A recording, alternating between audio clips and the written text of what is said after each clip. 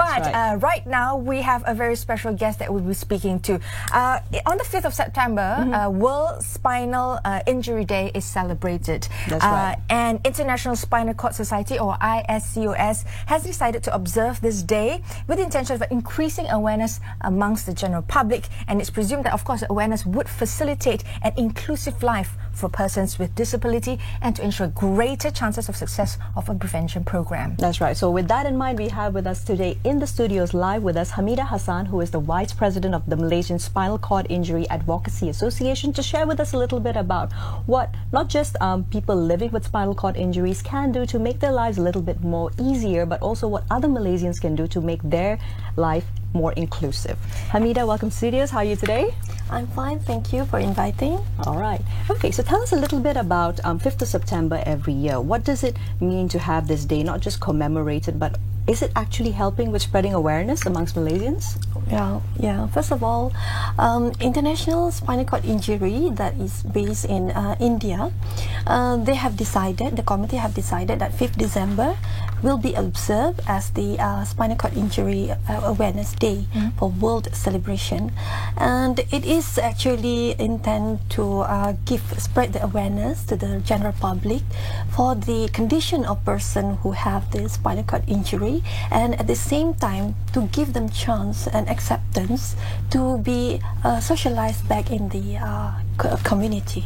For those who perhaps are not very aware of what a spinal cord injury, perhaps you can give us a brief overview or description of what a spinal cord injury is. Well, for layman understanding, I'm not a doctor.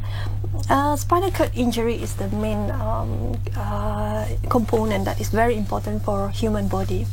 Once it has damaged or injured, the whole system, the information that's supposed to be sent to the brain or from the brain to the whole body has been disrupted. Then it will affect the human, especially in their senses, in their sensation, in their body system, in their, for example, like their urine function, their bowel function, as well as their sexual function even. Yeah, so it is very important for us to take care of our spinal cord. Right. So when we speak about people living with spinal cord injuries and reintegrating themselves back into society, what does that look like actually on the ground, in your personal experience as well? Yeah. Well, we must understand the first thing that we should know that when a spinal cord has injured, it is due to two main causes. One called traumatic injury, one is non-traumatic. Traumatic injury means those from the cause from the happen to be like accident, car accident, right. Some also due to falls maybe, and also abuse or violence. Then the person or the individual might have injury in their spinal cord. Non-traumatic means those who have affected at their spine due to sicknesses or diseases like tumor, for instance. Yeah, so it is very difficult at the first stages of this spinal cord injury patient to deal with their new life, because from you can imagine out of a sudden from a able bodied and suddenly you become paraplegic or quadriplegic even. The injury when it goes upper level, it will affect more to the function of your body actually. So you can imagine that is a very difficult situation when a person have changed their life from a normal person, from able-bodied, and then suddenly you cannot do as normal as you were when you are not a spinal cord injury person. Perhaps you can speak from experience. You are a paraplegic, and how did that transition, how did you work around that transition period? Yes. Well, I would like to refer back to my colleagues and my friends who are also in the same condition as me. From the first phase, almost 1 year or maybe more or maybe less, it depends on the person when how far they can cope with the new situation.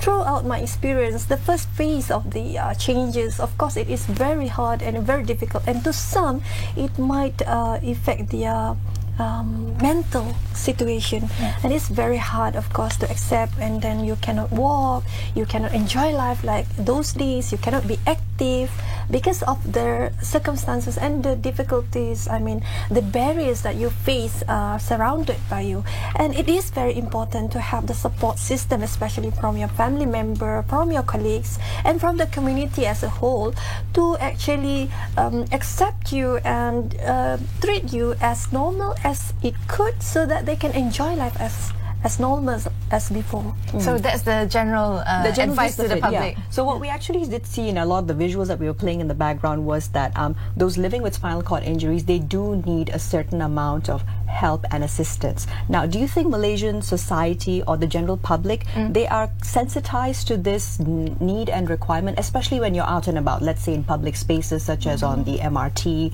or trying to take public transport? Yes. Is it sufficient, or does it need to be upskilled more? Well, I think this is more on general, because we have no research done yet, because Malaysia have very little on research on this matter.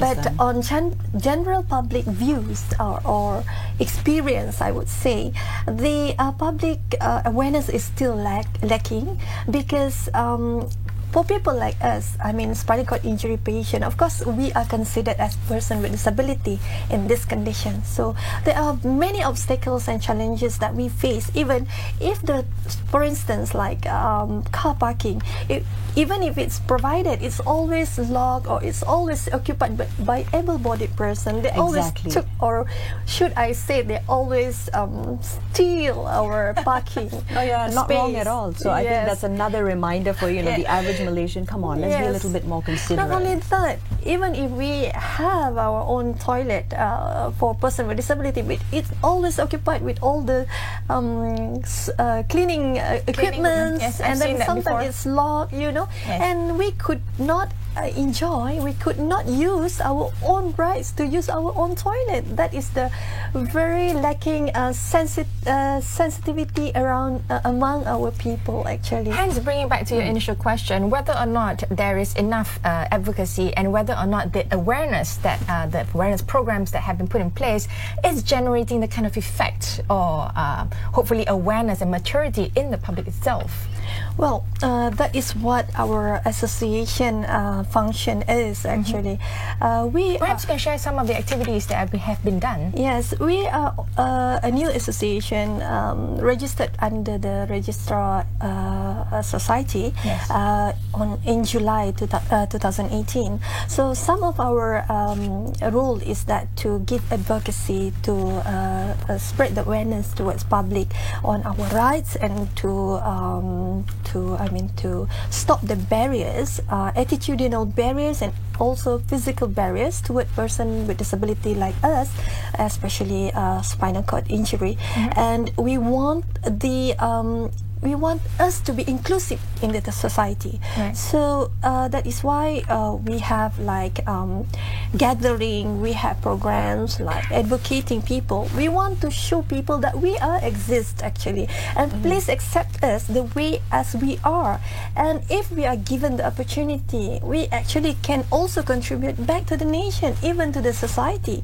We can actually live a normal life as how the able-bodied live, because course, if we if we stop all the barriers and obstacle, we can also work. We can also have family. We can also contribute back, and we are not going to be the burden, but instead we are going to be the assets of the nation. All right. So when you speak about work, let's go back into that.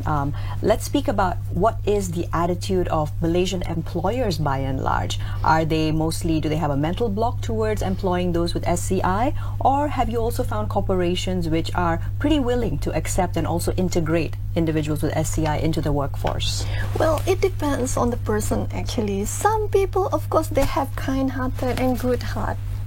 But some are really, you know, they look at our appearances. They judge through our looks rather than they judge from our capability. Well, if we are given the opportunity, of course we can contribute. Of course we can work. It's just a matter of some things need to be adjusted or renovate to enable us to be more comfortable in the work environment. For instance, we need a special toilet for us to do our business, and we need like more maybe spaces so that we can maneuver our wheelchair around and we can do work as how the others do. So I think it's a matter of, you know, understanding and also give the opportunities to us. Certain adjustments need to be made in order for us to be able to integrate and include the society. Do you think that there's enough support, whether it's government, whether it's council-wise, in terms of enabling all parties, whether it's from employers to the public, to be able to start thinking that way? Yes, of course. To do something, you know, we need a collaboration from all parties involved, all disciplines, of course. We cannot do alone. We as an association, we advocate, but others also need to play their role. The government, the private sectors, the NGOs, the public, family members, even the society. Because if everybody does their role, of course everybody can live in harmoniously, isn't it? So I think it's everybody responsibility to do their role in order to make us inclusive in the nation. So on that note, Hamida, do you have any online presence for your association where people can actually Google you and find you online if they were willing to get involved with activities, whether it be for themselves as SCI individuals or even as family or friends? Yes, for those who are interested, I mean, to know further about spinal cord injury, they can tune into our Facebook, that is Malaysian Spinal Cord Injury Advocacy Association. Right. And we have Instagram, MyMasa, as well as Twitter, MyMasa. So maybe you can display our... Yeah, that's right. So we'll be displaying that in the super. On that note, Hamida, it's been a pleasure having you in the studios. Thank you so much for sharing with us, and hopefully people out there are not just listening, but they're going to act upon it. That's right. Thank you so much for your time. Thank you very much. That's all the time that we have for this session. Stay tuned. We have more stories to share with you. Bye for now.